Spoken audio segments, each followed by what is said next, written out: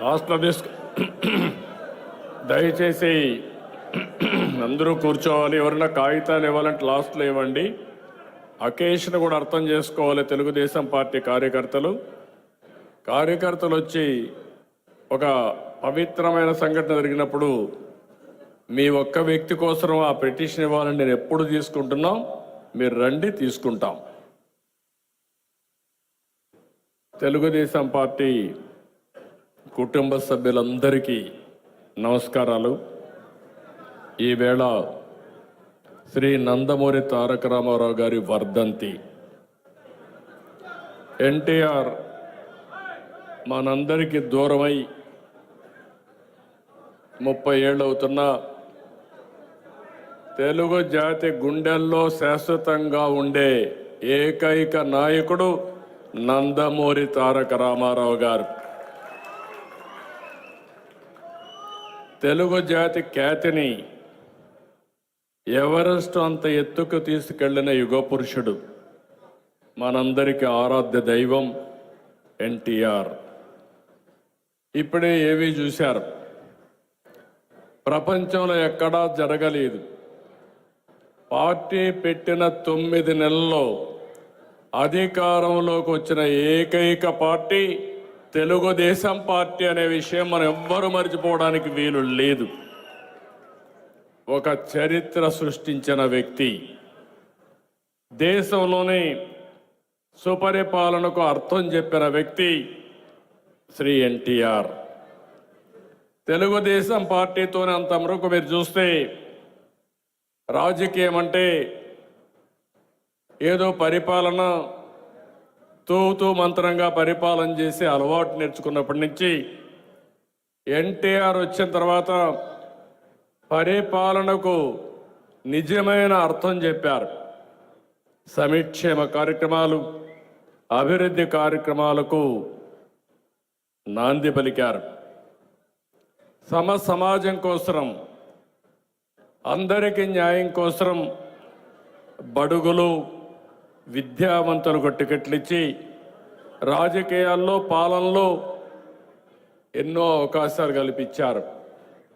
ఆయన రాకమునుపు మీరు ఒక్కసారి చూస్తే రాజకీయాల్లో ఉండే ప్రతి ఒక్కరు కూడా చదువుకోని వ్యక్తులు, ఓనుమాలు లేని వ్యక్తులు, వేలిముద్ర వేసే వ్యక్తులుంటే కాదు, అన్ని వర్గాల్లో చదువుకున్న వారిని సమర్థవంతులను రాజకీయాల్లోకి తేవాలని ఆలోచించిన ఏకైక నాయకుడు భారతదేశంలో ఎన్టీ రామారావు గారు. అందరికీ సామాజిక న్యాయం చేయాలని ముందుకు పోయిన వ్యక్తి ఎన్టీ రామారావు గారు. ఆ రోజు ఒకటే నినాదం, తెలుగు జాతి ఆత్మ గౌరవం. రెండోది, పేద ప్రజల అభ్యున్నతి లక్ష్యంగా ఆయన పరిపాలన చేపట్టారు. ఈరోజు మనందరికీ తెలుగు రాష్ట్రం వచ్చిందంటే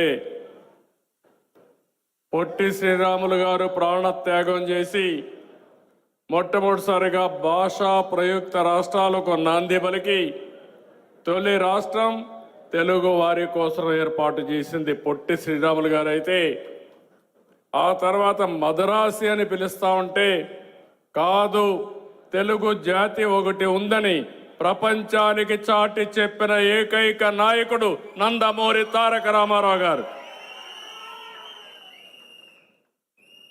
పాలనలో సంస్కరణలు తీసుకొచ్చారు. బడుగులకు, మహిళలకు ప్రత్యేక చట్టాలు తీసుకొచ్చారు.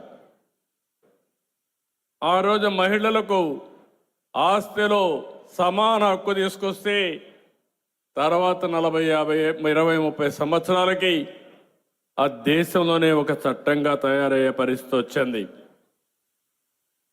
ఎస్సీలకు, ఎస్టీలకు రాజ్యాంగంలో ఆ రోజు రిజర్వేషన్లు కల్పిస్తే కాదు, బీసీలు కూడా ఉన్నారు, వీళ్ళకు కూడా అన్యాయం జరిగిందని మొట్టమొదటిసారిగా 20% బీసీలకు స్థానిక సంస్థల్లో రిజర్వేషన్లు కల్పించిన నాయకుడు నందమూరి తారక రామారావు గారు. మొట్టమొదటిసారిగా ఆడవారికి, మహిళలకు చట్టసభల్లో ప్రాతినిధ్యం రావాలి, రాజకీయాలకు ప్రవేశం రావాలని ఆ రోజు 9% స్థానిక సంస్థల్లో రిజర్వేషన్లు తీసుకొస్తే దాన్ని నేను వచ్చిన తర్వాత 33% చేస్తే ఈరోజు రాబోయే ఎన్నికల్లో పార్లమెంట్లో శాసనసభల్లో 33% రిజర్వేషన్ల మహిళలు రాబోతున్నాయి. అది మార్పుకు నాంది.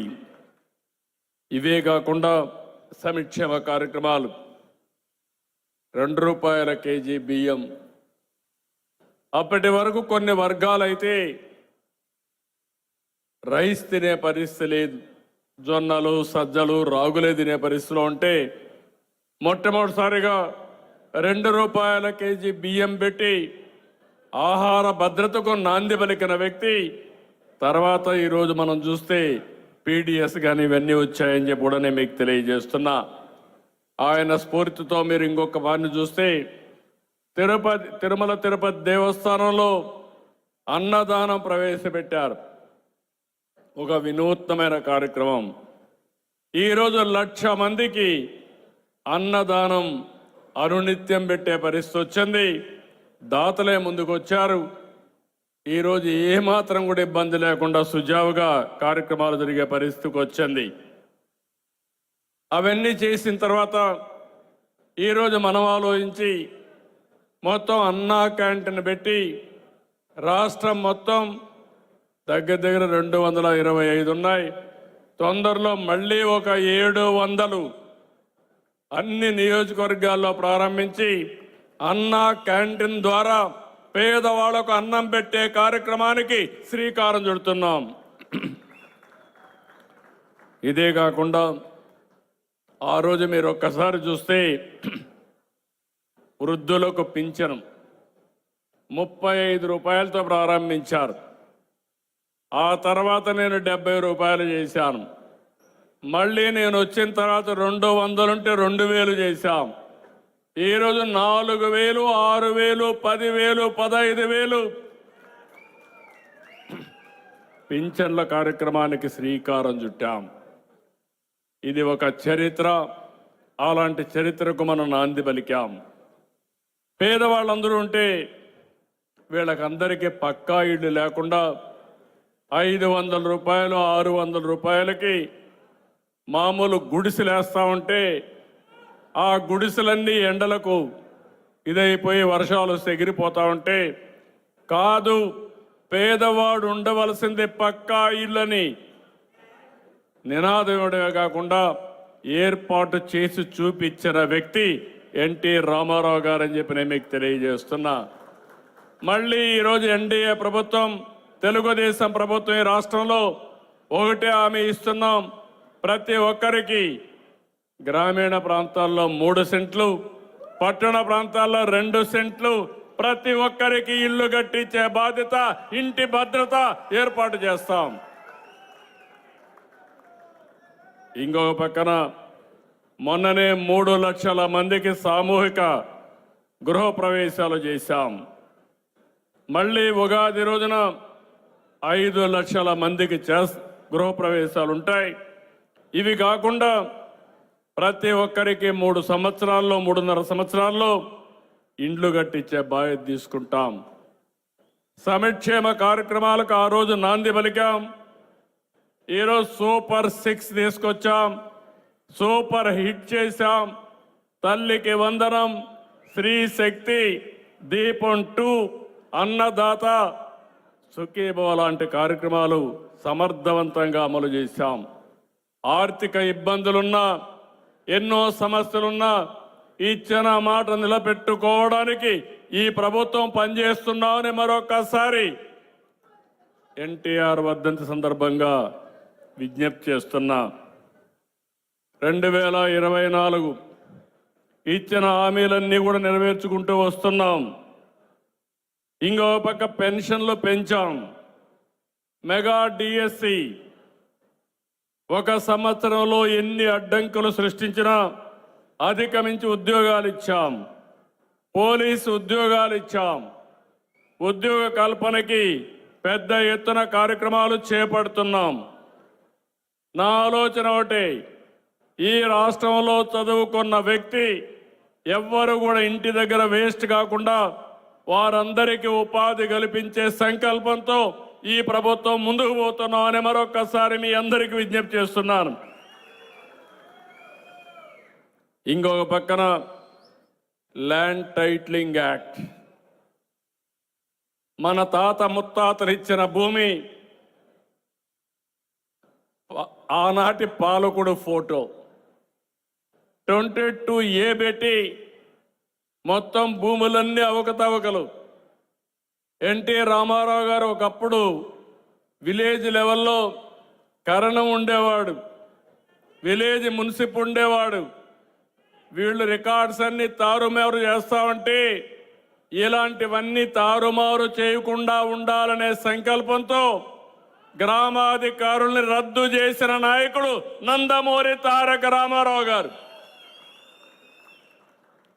మళ్ళీ ఈరోజు మీరు ఒక్కసారి చూస్తే గ్రామాధికారులు పోయారు, కానీ కొత్త గ్రామాధికారి వచ్చి ప్రజల ఆస్తులు కొట్టేయాలని కుట్ర చేసే పరిస్థితికి వచ్చాడు. ఎక్కడ చూసినా అడ్డదుడ్డంగా ఈ ల్యాండ్ రికార్డ్స్ అన్ని తయారైనాయి. మనందరికీ వారసత్వంగా వచ్చేది పెద్ద సమస్య. ఎక్కడికి పోయినా పిటిషన్ వస్తే 80% ఫిర్యాదులు ఒక్క ల్యాండ్ మీద వస్తున్నాయంటే ఎంత దుర్మార్గం జరిగిందో మీరు ఆలోచించుకోవాలి. అందుకే ఈరోజు నేను చెప్పాను, ల్యాండ్ టైటిలింగ్ యాక్ట్ రద్దు చేస్తానని చెప్పి మొట్టమొదటిసారి సంతకం పెట్టి రద్దు చేశాం. ఇంకొక పక్కన పట్టాదారు పాసు పుస్తకాల్లో ఆనాటి పాలకుల ఫోటో తీసేసి రాజముద్రతో మళ్ళీ పట్టాదారు పాసు పుస్తకాలకు శ్రీకారం చుట్టాం. సర్వే పగడ్బందీగా చేస్తున్నాం. ఇంకో పక్క బ్లాక్ చైన్ టెక్నాలజీ తీసుకొచ్చాం. క్యూఆర్ కోడ్ పెడుతున్నాం. ఎవడైనా ల్యాండ్ రికార్డు మారిస్తే ఎక్కడున్నా చూసుకునే ఏర్పాటు రియల్ టైంలో ఏర్పాటు చేస్తున్నాం. ఈ రికార్డుని ఎవ్వడు కూడా ట్యాంపర్ చేయలేడు, చేస్తే జైలుకు పోతారని చెప్పి కూడా నేను మీకు తెలియజేస్తున్నా. ఓసారి దుర్మార్గులు చేసిన పనికి టెక్నాలజీ కూడా జోడించి సమర్థవంతంగా ముందుకు పోవడం తప్ప వేరే మార్గం లేదు. కొంతమందికి కొన్ని బలహీనతలు ఉంటాయి. ఏదో క్రెడిట్ చోరీ అని మాట్లాడుతూ ఉంటారు, నేను దానికి కూడా వస్తా. ఏదైతే మన భూమి దగ్గర 700 కోట్ల రూపాయలు ఖర్చు పెట్టి సర్వే రాళ్లపైన ఫోటో వేసుకున్న దుర్మార్గులు ఈ రాష్ట్రంలో ఉన్నారంటే ఇది ప్రపంచంలో ఎక్కడా జరగని విషయాలని చెప్పి కూడా నేను మీకు తెలియజేస్తున్నా. ఇదే కాకుండా నాడు ఉద్యోగులు ఎన్ని అవమానాలు, కడాన టీచర్ని బ్రాందీ షాపుల దగ్గర క్యూ లైన్ పెట్టడానికి వాళ్ళని వాడుకున్న పరిస్థితి. ఉద్యోగులు వచ్చి మా జీతాలు ఇవ్వండి అంటే, లేకపోతే మా బకాయిలు మాకిమ్మంటే వాళ్ళ మీద తప్పుడు కేసులు పెట్టిన పరిస్థితి. ఈరోజు ఉద్యోగస్తులందరినీ గౌరవిస్తున్నాం. బకాయిలు కానీ డిఏలు కానీ ఇస్తున్నాం. మొన్న సంక్రాంతి మునుపు వాళ్ళ బకాయిలు కొంతవరకు చెల్లించి నిజమైన సంక్రాంతి ఉద్యోగస్తులకు ఇచ్చిన party Telugu Desam party, NDA party. ఇదే కాకుండా పెట్టుబడులు తెస్తున్నాం. పెద్ద ఎత్తున ఉద్యోగాల కోసం ముందుకు పోతున్నాం. పెట్టుబడులు ఒకసారి మీరు చూస్తే ఇటీవల కాలంలో బ్యాంక్ ఆఫ్ బరోడా ఒక రిపోర్ట్ ఇస్తే దేశంలో వచ్చిన పెట్టుబడుల్లో 25% మన రాష్ట్రానికి వచ్చాయి. 29 రాష్ట్రాలుంటే దగ్గర కేంద్ర పాలిత రాష్ట్రాలుంటే మనకు అంత పెట్టుబడి వచ్చిందంటే అది ఈ ప్రభుత్వం యొక్క చొరవ అని చెప్పి కూడా నేను మీకు తెలియజేస్తున్నా. ఇదే కాకుండా మొన్ననే 8,50,000 కోట్ల రూపాయలు పెట్టుబడులు SIPBలో కేబినెట్ మీటింగ్లో క్లియర్ చేశాం. మళ్ళీ ఈరోజు విశాఖపట్నంలో పెట్టిన సిఐ పార్ట్నర్షిప్లో 13,25,000 కోట్ల రూపాయలు పెట్టుబడులు వచ్చే పరిస్థితికి వచ్చాయి. ఇవన్నీ కానీ సక్రమంగా మనం చేయగలిగితే పెద్ద ఎత్తున ముందుకు పోతాం.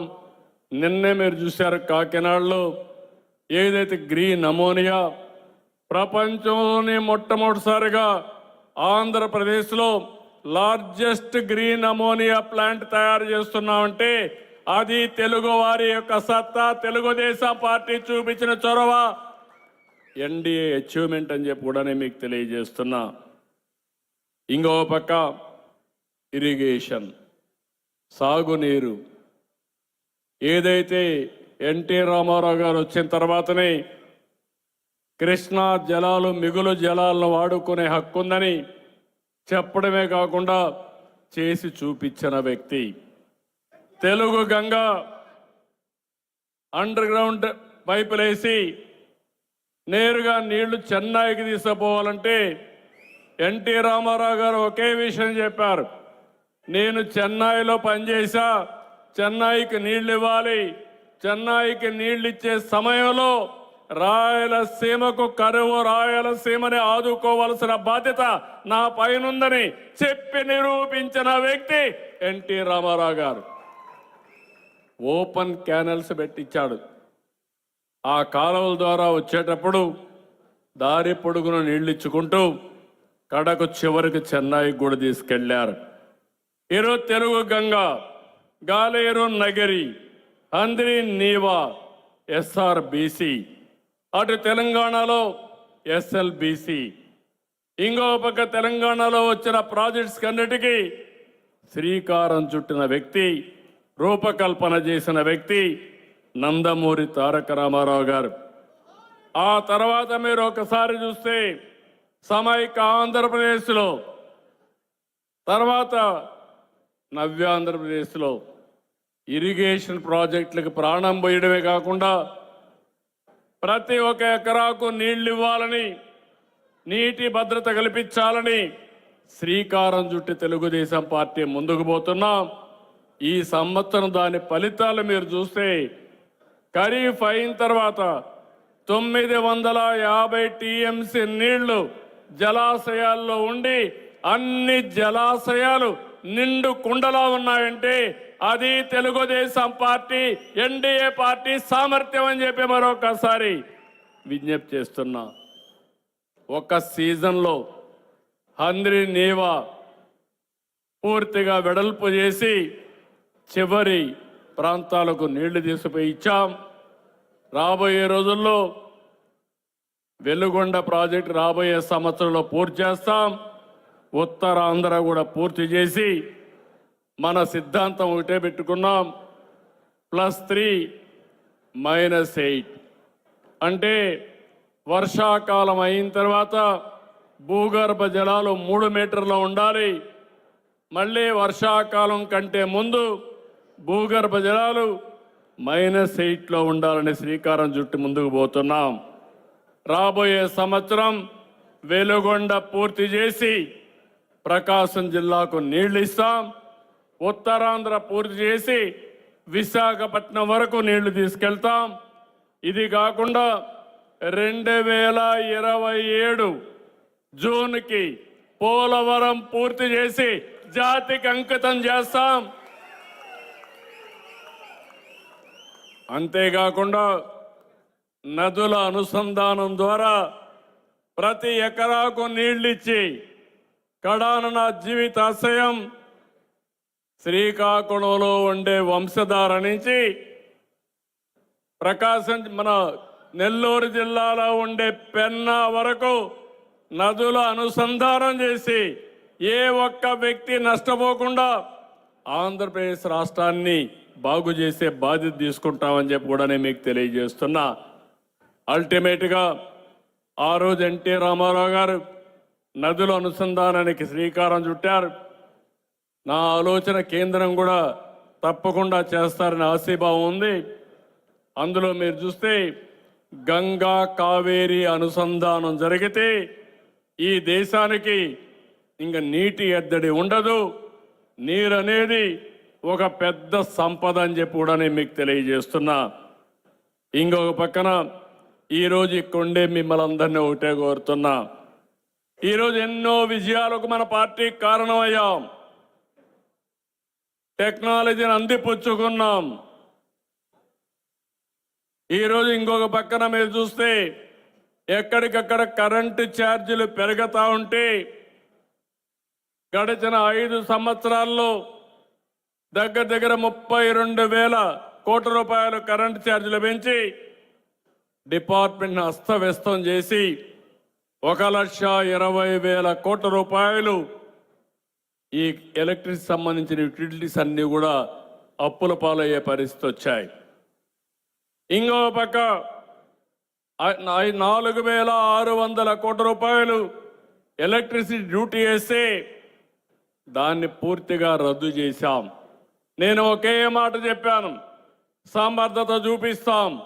భవిష్యత్తులో కరెంటు ఛార్జీలు పెంచవని హామీ ఇచ్చాం.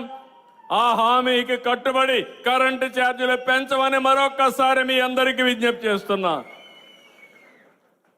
చాలా మంది అసాధ్యం అనుకున్నారు. ఈ సంవత్సరమే 39 పైసలు మనం ప్రొక్యూర్మెంట్ కాస్ట్ తగ్గించాం ఒక్కొక్క యూనిట్కి. భవిష్యత్తులో 3-4 సంవత్సరాల్లో ₹1.20 తగ్గాలని ఒక లక్ష్యంగా పెట్టుకున్నాం. దీనికోసం సూర్యకర్ కానీ ఇంకో పక్కన కుసుమ్ కానీ పెద్ద ఎత్తున ప్రతి ఒక్క ఇంటి దగ్గరనే కరెంటు ఉత్పత్తి చేసుకునే కార్యక్రమానికి శ్రీకారం చుట్టామని చెప్పి కూడా నేను మీకు తెలియజేస్తున్నా. ఈరోజు మనందరం ఒకటి గుర్తుపెట్టుకోవాల్సిన అవసరం ఉంది. లాస్ట్ ఏ పార్టీకి లేనటువంటి బ్రహ్మాండమైనటువంటి కార్యకర్తల బలం ఉండే ఏకైక పార్టీ 1 కోటి మంది సభ్యులున్నారు.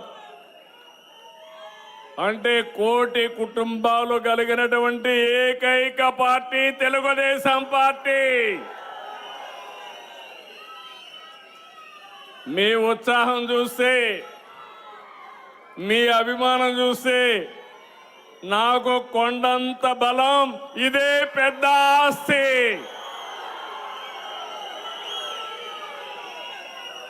ఎంతో మంది కోట్ల రూపాయలు ఉంటాయి కానీ 1 కోటి కుటుంబాలు కలిగిన ఏకైక కుటుంబం ఉండడం నా అదృష్టంగా భావిస్తున్నా.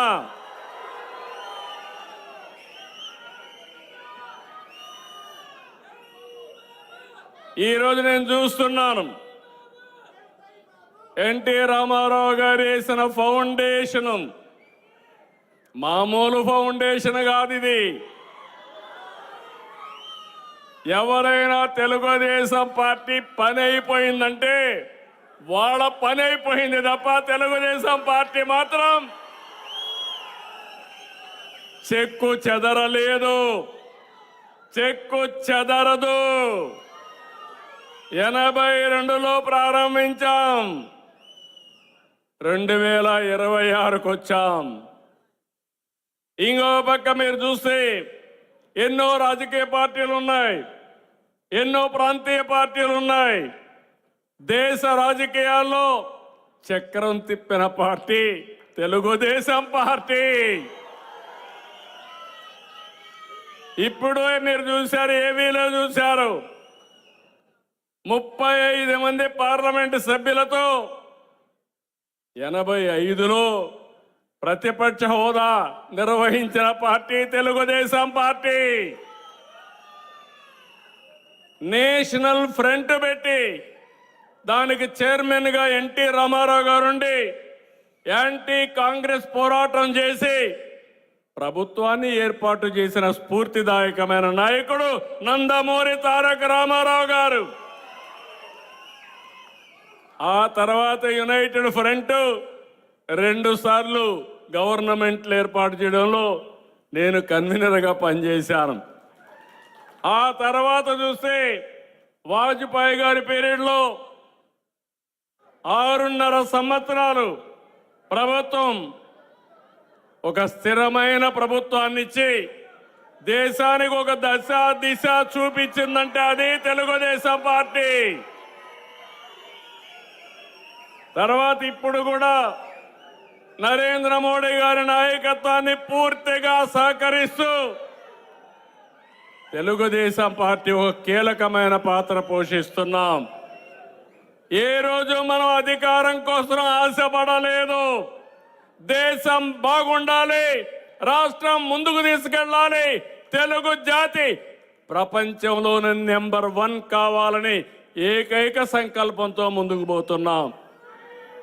అలాంటి పార్టీని నడిపించే అవకాశం నాకు కల్పించిన నా కుటుంబ సభ్యులందరినీ మరొకసారి మనస్ఫూర్తిగా అభినందిస్తున్నా. ఎలాంటి కుటుంబం అంటే గొంతు మీద కత్తి పెట్టి తెలుగుదేశాన్ని వదిలిపెట్టమంటే జై తెలుగుదేశం, జై సిబిఎన్ అని ప్రాణాన్ని వదిలిపెట్టిన పార్టీ, కార్యకర్తలున్న పార్టీ. ఎక్కడా ఇలాంటి పార్టీ ఉండదు. అలాంటి పార్టీ నేను ఒకటే మిమ్మల్ని అందరినీ ఈరోజు కోరుతున్నా. నా జీవితంలో తెలుగు ప్రజలకు రుణపడున్నా, తెలుగుదేశం పార్టీ కుటుంబ సభ్యులకు రుణపడున్నానని మరొక్కసారి విజ్ఞప్తి చేస్తున్నా. ప్రజలు ఓటేయాలన్నా, ప్రజలు నడిపించాలన్నా కార్యకర్తలే ముందుండాలి. మంది ప్రజాస్వామ్య దేశం. ప్రజాస్వామ్య దేశంలో కార్యకర్తలు మేజర్ రోల్ ప్లే చేస్తారు. ఈరోజు తెలంగాణలో హైదరాబాద్ నగరాన్ని అభివృద్ధి చేశాం. మనం చేసిన పని మీరు చూస్తే దేశంలో నెంబర్ 1 రాష్ట్రంగా తెలంగాణ ఉందంటే, హైయెస్ట్ పర్ క్యాపిటల్ ఇన్కమ్ వచ్చిందంటే ఆ 9 సంవత్సరాలు సమైక్య ఆంధ్రప్రదేశ్లో నేను ముఖ్యమంత్రిగా ఉన్నప్పుడు జరిగింది.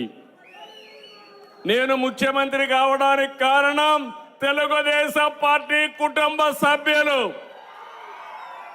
మీ త్యాగాలు, మీ కష్టార్జితం అని చెప్పి కూడా నేను మీకు తెలియజేస్తున్నా. అలాంటి కార్యకర్తల్ని ఈరోజు ఉండడం నా అదృష్టంగా నేను భావిస్తూ, నేను ఒకటే మిమ్మల్ని కోరుతున్నా. నూతనమైన శకానికి చూశాను మా ఆడబిడ్డ.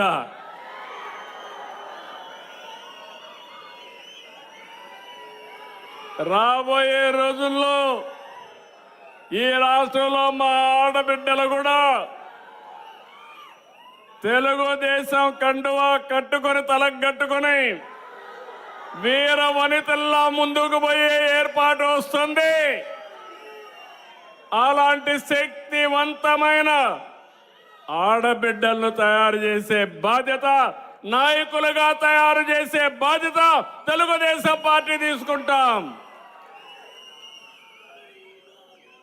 నేను అందుకని మీ అందరికీ ఒకటే విజ్ఞప్తి చేస్తున్నా, రాష్ట్రంలో ఉండే అందరికీ.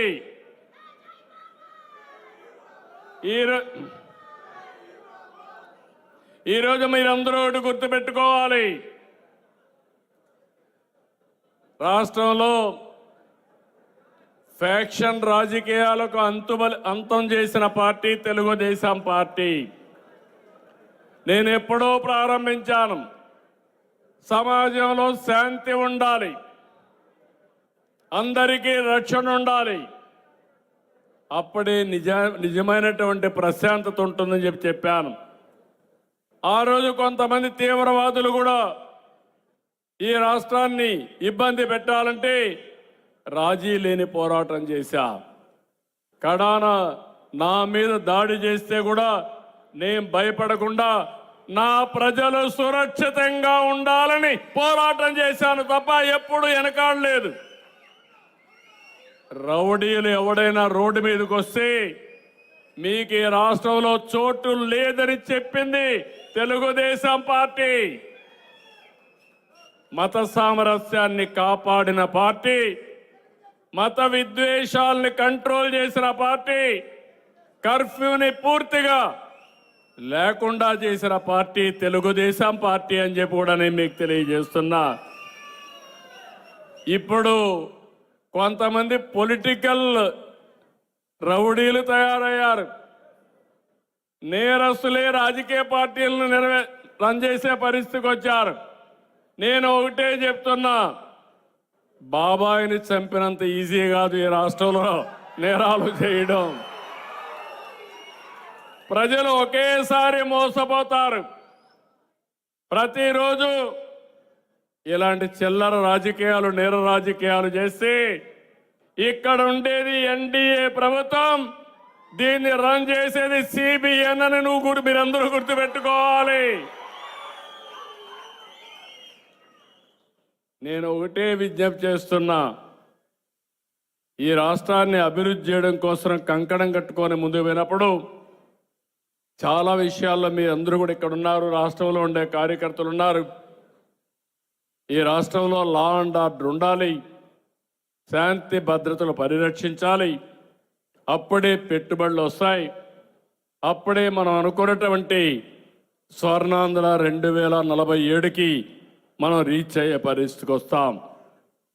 మీరు త్యాగాలు చేశారు, చాలా ఇబ్బందులు పడ్డారు. మీ అందరికంటే నేను కూడా ఇబ్బంది పెట్టా. ఎందుకు ఇబ్బంది పడ్డానంటే మిమ్మల్ని కాపాడుకుంటూ నన్ను నేను కాపాడుకోవడానికి ఎన్ని ఇబ్బందులు పడ్డానో అన్ని ఇబ్బందులు పడ్డాం. అయితే అదే సమయంలో మీరు గుర్తుపెట్టుకోవాల్సింది మన ధ్యేయం ఒకటే. ఏదో కక్ష తీర్చుకోవడానికి రాజకీయాల్లోకి నేను రాలేదు. తెలుగు జాతిని బాగు చేయడానికి నెంబర్ 1 కమ్యూనిటీగా చేయడానికి వచ్చాం తప్ప ఆ రోజు ఎన్టీ రామారావు గారు, ఈరోజు నేను ఇంకొకటి కాదని చెప్పి కూడా నేను మీకు తెలియజేస్తున్నా. నేను మీ సెంటిమెంట్స్ అన్నీ అర్థం చేసుకుంటున్నాను. నాయకుడిగా ఉన్నప్పుడు సెంటిమెంట్ అర్థం చేసుకోవాలి. అర్థం చేసుకొని మళ్ళీ క్యాడర్ని, నాయకుల్ని సమర్థవంతమైన సరైన మార్గం నడిపించకపోతే నేను తప్పు చేసిన వాడిని అవుతాను. ఆ విషయం కూడా మీరు గుర్తుపెట్టుకోవాల్సిన అవసరం ఉంది. ఎమోషన్ అవసరం. అదే మాదిరిగా మనం దేనికోసం పనిచేస్తున్నామో ఆ లక్ష్య సాధనలో కాంప్రమైజ్ అయితే మనం దెబ్బతినే పరిస్థితికి వస్తాం. ఆ విషయం కూడా గుర్తుపెట్టుకోవాలి. 18 నెలలు ఈ రాష్ట్రం ఏమవుతుందని అందరూ ఆలోచించారు. ఏమవుతుంది అని ఆలోచించిన వాళ్ళందరికీ సమాధానం 18 నెలల్లో చెప్పాం. నిన్న సంక్రాంతికి 30 లక్షల మంది వేరే ప్రాంతాల నుంచి ఉన్నవాళ్ళు ఇక్కడికి వచ్చి 3 లక్షల కార్లు హైదరాబాద్ నుంచి ఇక్కడికి వచ్చాయంటే అది మనం చూపించిన స్ఫూర్తి రాష్ట్రంలో తెలుగు జాతిలో కల్పించిన ఆత్మవిశ్వాసం అవునా కాదా అని మిమ్మల్ని అడుగుతున్నా. అలాంటి ఈ 18 నెలల్లో ఇది వచ్చినప్పుడు ఇంకా రాబోయే రోజుల్లో ఏ విధంగా ముందుకు తీసుకుపోవాల్సిన బాధ్యత అవసరం ఉంది. అనునిత్యం నేను గుర్తుపెట్టుకుంటున్నాను. మీరు చేసిన త్యాగాలు, మీరు చేసినటువంటి పని ఎప్పుడూ నేను గుర్తుపెట్టుకుంటానని చెప్పి కూడా నేను మీకు తెలియజేస్తున్నా. అందుకే నాయకులకు కూడా చెప్పాను, కార్యకర్తలు లేకపోతే నాయకులు లేదు. కొన్ని సందర్భాల్లో నాయకులను ఒకరిద్దరు బయట నుంచి కూడా తెచ్చుకుంటాం. ఎందుకంటే గెలవాలి, మంచి నాయకులు కావాలని. వచ్చిన నాయకులు కూడా గుర్తుపెట్టుకోవాలి, అందరూ గుర్తుపెట్టుకోవాలి. ఇది ఒకరోజు పార్టీ కాదు, 45 సంవత్సరాలు అనునిత్యం నర్చర్ చేసి సమర్థవంతమైన కుటుంబంగా తయారు చేసిన పార్టీ తెలుగుదేశం పార్టీ.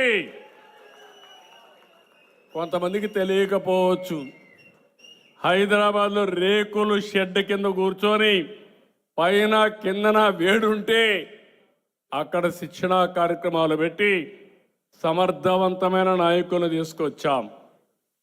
నేను అందుకని ఎన్ని పనులున్నా ఆర్గనైజేషన్ విషయంలో నా జీవితంలో ఎప్పుడు కూడా నేను అశ్రద్ధ చెయ్యను. ఆ విషయం మీరు గుర్తుపెట్టుకోవాలి. ఈరోజు ఎన్నో పార్టీలు ఉన్నాయి. కార్యకర్తల సంక్షేమం కోసం పనిచేసిన పార్టీ ఒక్క party Telugu Desam party.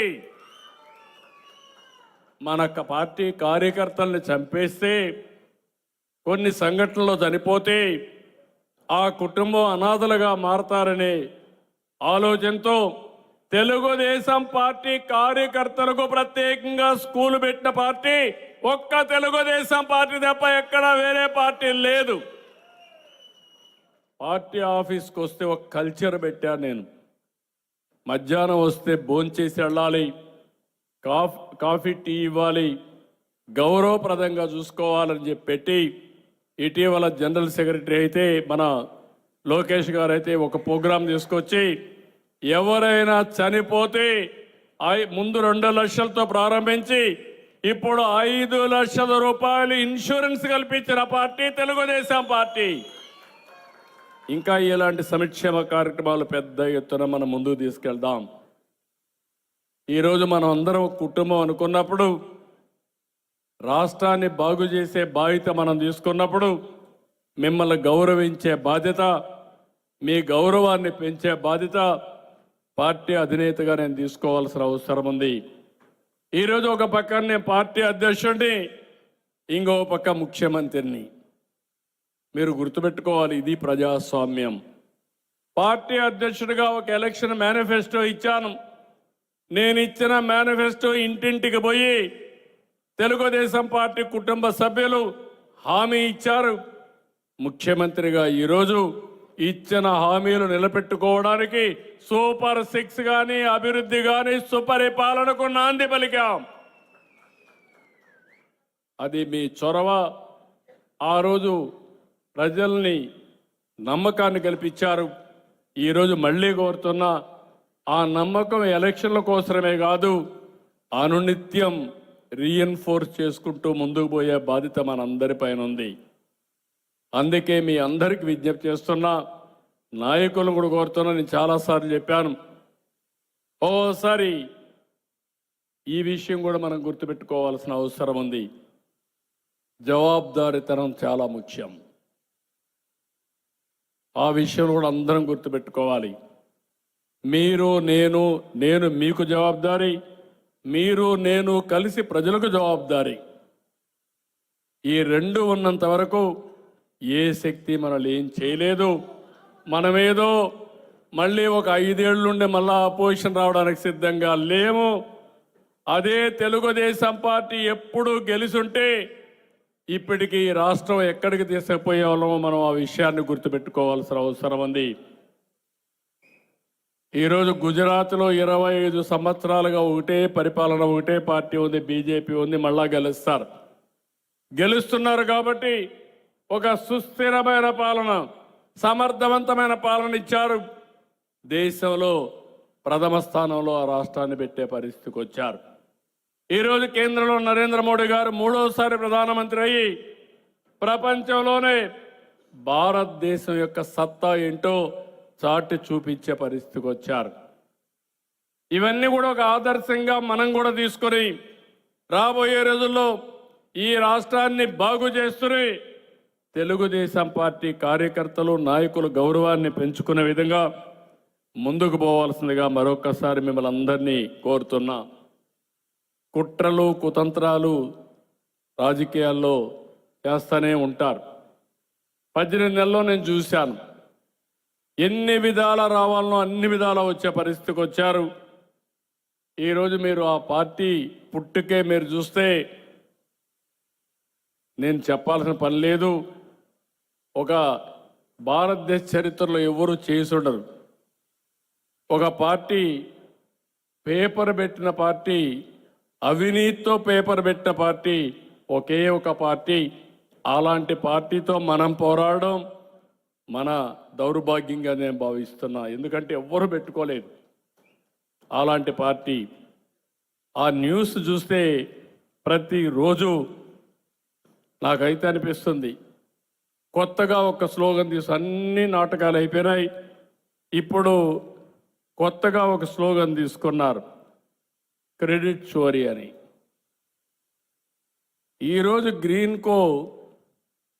Green ammonia plant పెడితే దగ్గర $10 బిలియన్ ఇన్వెస్ట్మెంట్ పెట్టేదానికి ముందుకొచ్చి దానికి నాంది పలికింది సోలార్, విండ్, అదే మాదిరిగా పంప్డ్ స్టోరేజ్ ఇచ్చింది. మనం అధికారంలో ఉంటే ఇస్తే దానికి అడ్డపడి కనీసం మళ్ళా వచ్చిన తర్వాత దాన్ని స్ట్రీమ్ లైన్ చేసి ఇప్పుడు ముందుకు తీసుకుపోతే దానిపైన రాసే పరిస్థితి వచ్చారు.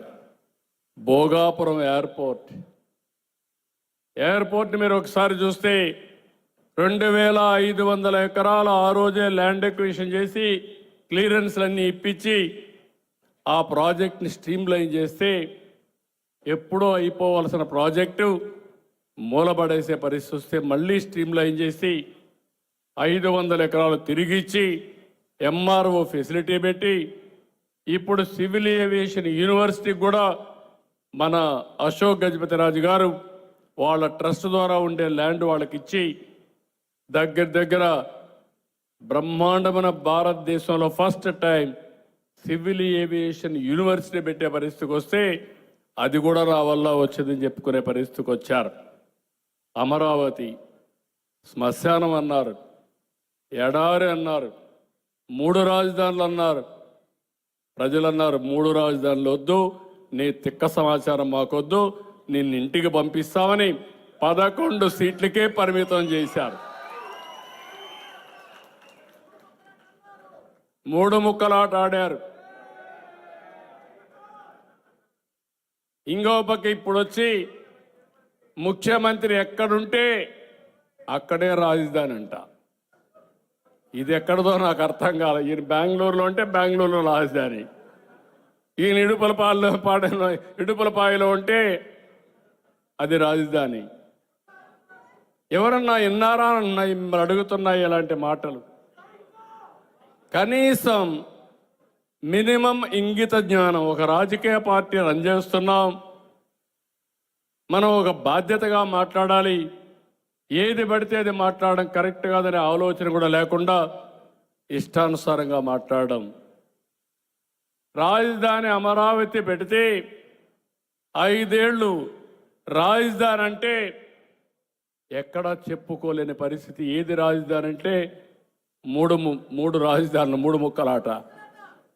నేను చెప్తున్నా, వీళ్ళ మాట నమ్ముంటే 3 ప్లేసుల్లో అయినా సరే వీళ్ళ కోట్లు వచ్చేటే కానీ వీళ్ళు చెప్పిన 3 ప్లేసుల్లో అఖండ మెజార్టీతో తెలుగుదేశం పార్టీ అభ్యర్థులు, ఎన్డీఏ అభ్యర్థులు గెలిచారు. ఇప్పుడు కూడా చెప్తున్నా, ఆంధ్రప్రదేశ్ రాజధాని, ఆంధ్రప్రదేశ్ రాజధాని, ఆంధ్రప్రదేశ్ రాజధాని గర్వంగా కాలరెత్తుకొని మా రాజధాని, మీ రాజధాని ఏదంటే మా రాజధాని అమరావతిని. ఆ రోజు దేవతల రాజధాని, ఇప్పుడు కూడా దేవతల రాజధాని అమరావతి, ప్రజా రాజధాని అమరావతి.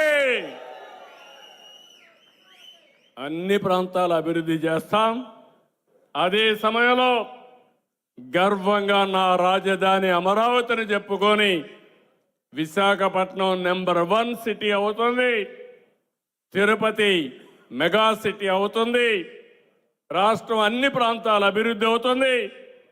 అభివృద్ధి అయిన ఈ రాష్ట్రానికి కేంద్రంగా అమరావతి ఉంటుందని చెప్పి కూడా నేను మీకు తెలియజేస్తున్నా. అందుకనే క్రెడిట్ చోరీ లేదు.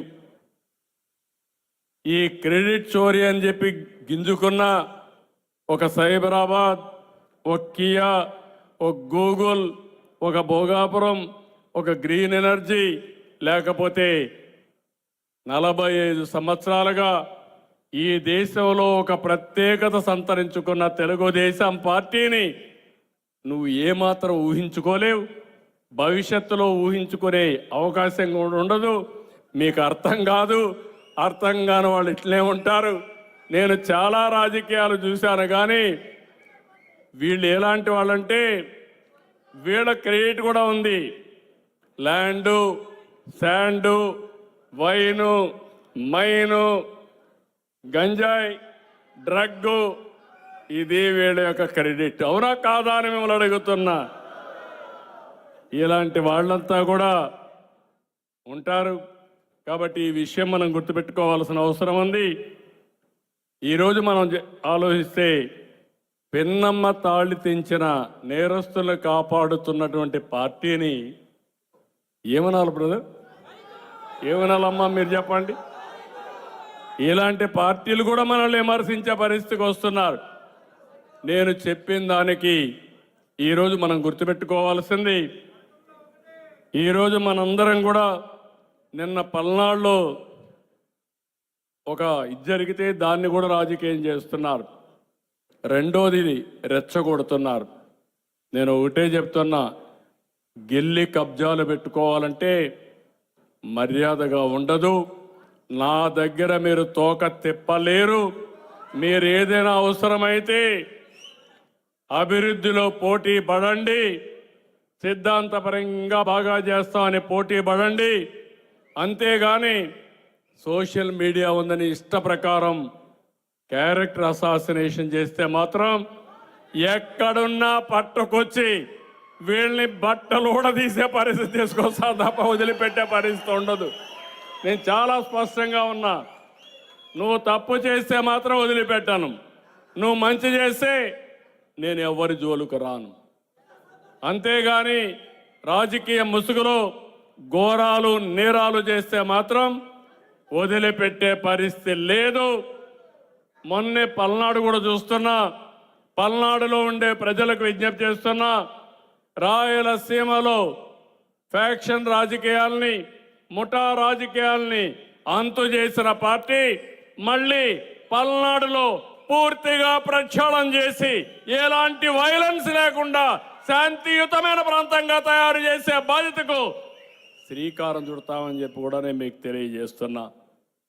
అదర్వైజ్ అక్కడ చూస్తే కడాన నేను ఆ ప్రాంతానికి పోవాలంటే మా ఇంటికి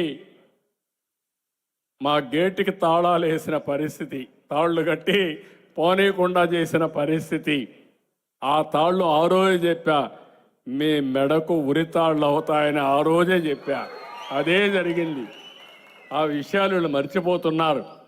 ఇలాంటి తప్పుడు రాజకీయాలు కాదు, ప్రజా రాజకీయాలు చేయాలి, ప్రజలకు రాజకీయాలు చేయాలని చెప్పి నేను మిమ్మల్ని కోరుకుంటూ, ఏదేమైనా నేను మిమ్మల్ని అందరినీ ఒకటే విజ్ఞప్తి చేస్తున్నా, అధికారం వస్తే మనకు బాధ్యత వస్తుంది. వచ్చింది కూడా. ఎప్పుడు కూడా తెలుగుదేశం పార్టీ ఒక బాధ్యత కలిగిన పార్టీ. ప్రతిపక్షంలో ఉన్న, అధికార పక్షంలో ఉన్న ఎప్పుడూ ప్రజాపక్షాన పనిచేశాం. అనునిత్యం ప్రజల కోసమే ఆలోచించాం. ఈరోజు మళ్ళీ మనందరిపైన ఒక బాధ్యత ఉంది. ఈరోజు ఇక్కడుండే ఎన్డీఏ ప్రభుత్వం డబుల్ ఇంజన్ సర్కార్.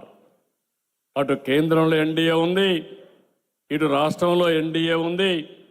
మీరందరూ గుర్తుపెట్టుకోవాల్సింది, మూడు పార్టీల్ని ఎక్కడికక్కడ కలుపుకొని మన ఐకమత్యత చాటు చెప్తూ, తెలుగుదేశం పార్టీ మెయిన్గా, ఎందుకంటే మేజర్ పార్టీ కాబట్టి మీకు బాధ్యత ఉంది. అదే సమయంలో జనసేన బీజేపీని కూడా కలుపుకొని రావడం మన బాధ్యత అని చెప్పి కూడా నేను మీ అందరికీ తెలియజేస్తున్నా. అల్టిమేట్గా మనందరి ధ్యేయం వెల్తీ, హెల్తీ, హ్యాపీ సొసైటీ. 2047కు చాలా క్లియర్గా స్వర్ణాంధ్ర 2047కు రూపకల్పన చేశాం. ప్రతి సంవత్సరం నిర్దిష్టమైన లక్ష్యాలతో ముందుకు పోతున్నాం. రేపటి నుంచి మళ్ళా నేను దావోస్కి వెళ్తున్నానంటే మళ్ళీ అక్కడ నేర్చుకోవడం, పెట్టుబడులు తీసుకురావడం, దీనికోసం ముందుకు పోతున్నాం. ఈరోజు మీ అందరిని ఒకటే కోరుతున్నా, ఎన్టీ రామారావు గారికి నిజమైన నివాళులు మనం అర్పించడం అంటే ప్రపంచంలోనే తెలుగు జాతి నెంబర్ 1 జాతిగా తయారు కావాలి. ఆ దిశగా ప్రతి ఒక్కరూ పనిచేయాల్సిన అవసరం ఉంది. దానికోసం మా తమ్ముడు చెప్పినట్టు అనేక విషయాలు మనం విజయాన్ని సాధించాం. ఇంకా కూడా దీన్ని ఎప్పటికప్పుడు ప్రయత్నం చేస్తున్నాం. ఎన్టీ రామారావు గారికి భారతరత్న అవార్డు ఇవ్వాలి. ఎందుకంటే ఈ దేశంలో నీతి నిజాయితీ రాజకీయాలు చేసిన వ్యక్తి, జాతి కోసం పనిచేసిన వ్యక్తి, యాంటీ కాంగ్రెస్ కోసం ఐకమత్యం కోసం పనిచేసి ఈరోజు ప్రభుత్వాలు ఉన్నాయంటే ఆ దిశగా నడిపించిన వ్యక్తి నందమూరి తారక రామారావు గారు. అలాంటి వ్యక్తికి భారతరత్న ఇవ్వడం జాతికి గౌరవం, తెలుగు వారి చిరకాల ఆకాంక్ష. తప్పకుండా ఇది సాధిస్తామనే నమ్మకం నాకుంది. తప్పకుండా అన్ని విధాల ప్రయత్నం చేద్దాం. మీ మనోభావాలే నాకు చాలా ముఖ్యం. అది సాధించే అవకాశాలు మెండుగా ఉన్నాయి. సాధిస్తామని చెప్పి కూడా నేను మీకు తెలియజేసుకుంటూ మరొక్కసారి ఎన్టీ రామారావు గారిని ఒక్కసారి తలుచుకొని ఈ రాష్ట్ర అభివృద్ధి కోసం కంకణం కట్టుకొని ముందుకు పోవాల్సిందిగా తెలుగుదేశం పార్టీ కార్యకర్తలందరికీ, కుటుంబ సభ్యులందరికీ విజ్ఞప్తి చేస్తూ అందరికీ నమస్కారాలు. జై హింద్.